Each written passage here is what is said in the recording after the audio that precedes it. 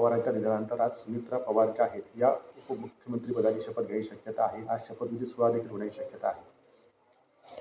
माननीय अजितदादा पवार जाऊन आज चौथाच दिवस आहे. सारं महाराष्ट्रात दुःखामध्ये आहे. असं असताना राष्ट्रवादी काँग्रेस पक्षाने या ठिकाणी निर्णय घेतलेला आहे की त्यांना उपमुख्यमंत्रीपदाची शपथ द्यावी किंवा त्यांना नेता राष्ट्रवादी काँग्रेसचा नेता निवड करून उपमुख्यमंत्रीपदावर त्यांना शपथ द्यावी.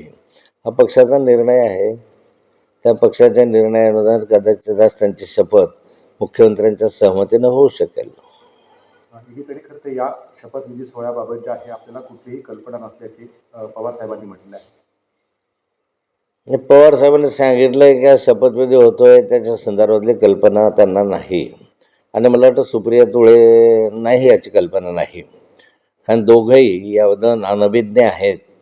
आता एवढा मोठा निर्णय घेत असतात तर साधारण पक्ष सोडा परंतु कुटुंबाला तरी त्याची माहिती असावी अशी आमची अपेक्षा होती, जनतेची अपेक्षा आहे की ना कुटुंबात आपण चर्चा करतो किंवा एवढं असं होणार आहे.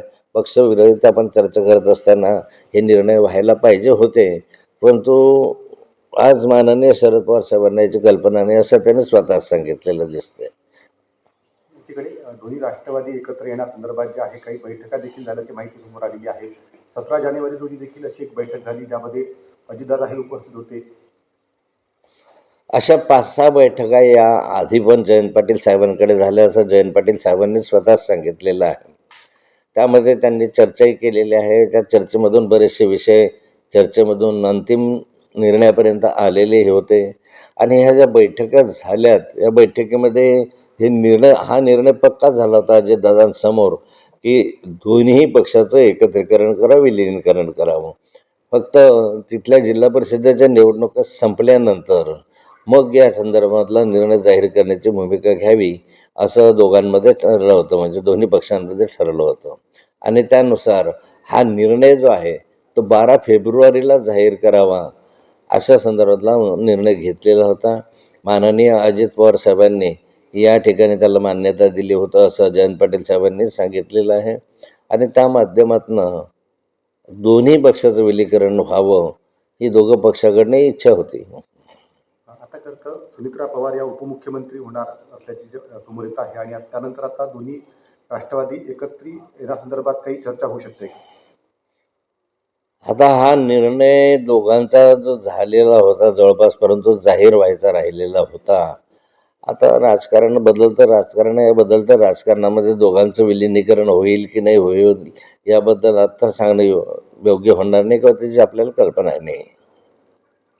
मग दुसरा महाराष्ट्रामध्ये पहिल्यांदाच उपमुख्यमंत्री महिला हे असणार आहे, याच्यावरती आपली काय प्रतिक्रिया असणार? महाराष्ट्र हे प्रगतिशील राज्य आहे. महाराष्ट्राने नेहमीच महिलांना इथं प्राधान्य दिलेलं आहे. विविध याच्यामध्ये महिला चांगल्या रीतीनं काम करत आहे. अशा रीतीने या ठिकाणी महाराष्ट्राचे उपमुख्यमंत्री म्हणून सुमित्रा पवारची निवड होत असेल, एक महिला या ठिकाणी उपमुख्यमंत्रीपदावर पहिल्यांदा महाराष्ट्राच्या इतिहासामध्ये येत असतील तर त्याचं स्वागतच केलं पाहिजे. मग दुसरा खातेवाटपचं कसं खाद्यपालट होणार आहे का? नाही, हा पक्षाचा त्यांचा अंतर्गत निर्णय आहे. माननीय मुख्यमंत्र्यांचा तो निर्णय असतो. त्यामुळे त्याला आपण कसं सांगू शकणार की त्यांचं काय होणार आहे. ते निर्णय तेच घेऊ शकतील.